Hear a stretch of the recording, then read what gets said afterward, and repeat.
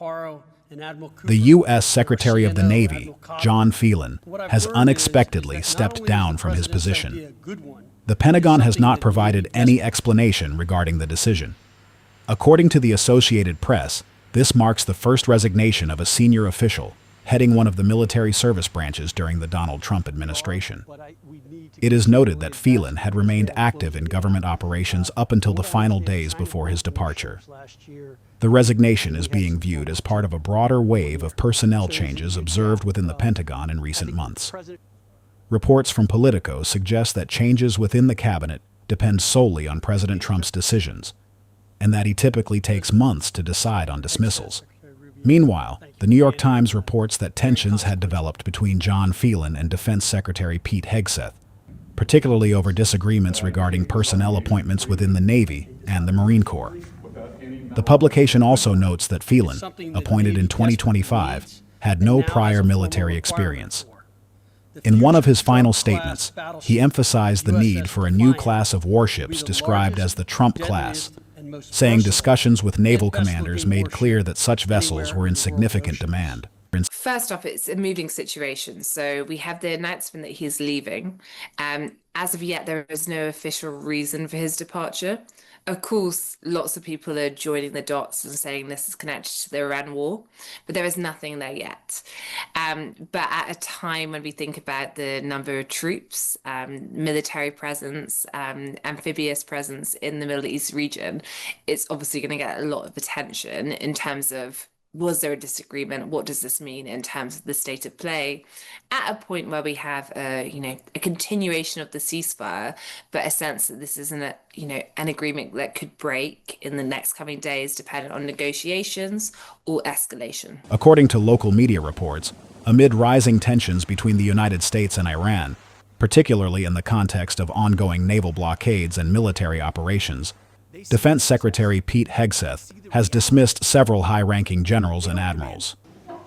It is claimed that these personnel changes indicate an ongoing restructuring process within the military command structure. Analyses published in Western media suggest that the moves are aimed at two key objectives: increasing the flexibility and operational efficiency of the command chain, and strengthening the administration's control over military decision-making. Experts say the U.S. Navy is currently facing multiple strategic challenges at the same time.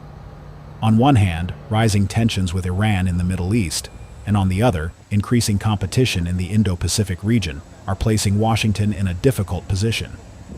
It is also emphasized that in recent months, John Phelan had been actively advocating for key initiatives, including the construction of next-generation warships, adjustments in budget priorities, and the modernization of the Navy. Analysts do not rule out that differences in approach with the administration on these issues may have contributed to his resignation. In particular, the allocation of military spending and the definition of strategic priorities remain a subject of intense debate within the United States.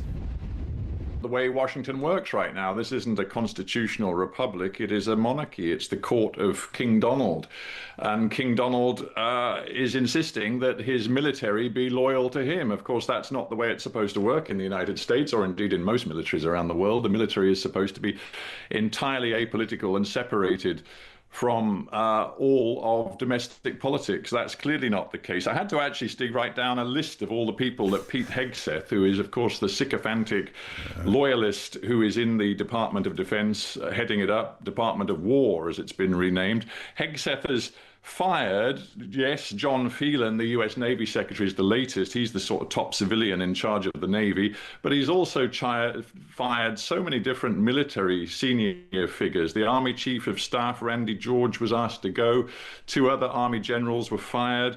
And if you count them all up, there's a dozen senior military officers who have been hoiked out of their posts under Pete Hegseth. So essentially the Pentagon is being turned into a sort of loyalist organization. It is worth recalling that just a few days earlier, the IRGC released footage from the Strait of Hormuz showing an American vessel approaching and being warned. While some political and military circles interpreted the incident either as a challenge to U.S. power or as a sign of vulnerability, media reports subsequently suggested that it could be linked to potential dismissals within the military leadership. The removal of John Phelan from his post is being viewed by experts not only as an individual career shift, but also as a possible indicator of broader structural changes within the institution. For now, the key question remains unchanged. What processes does this decision actually signal the beginning of? Conversation with President Trump about serving as a Secretary of the Navy.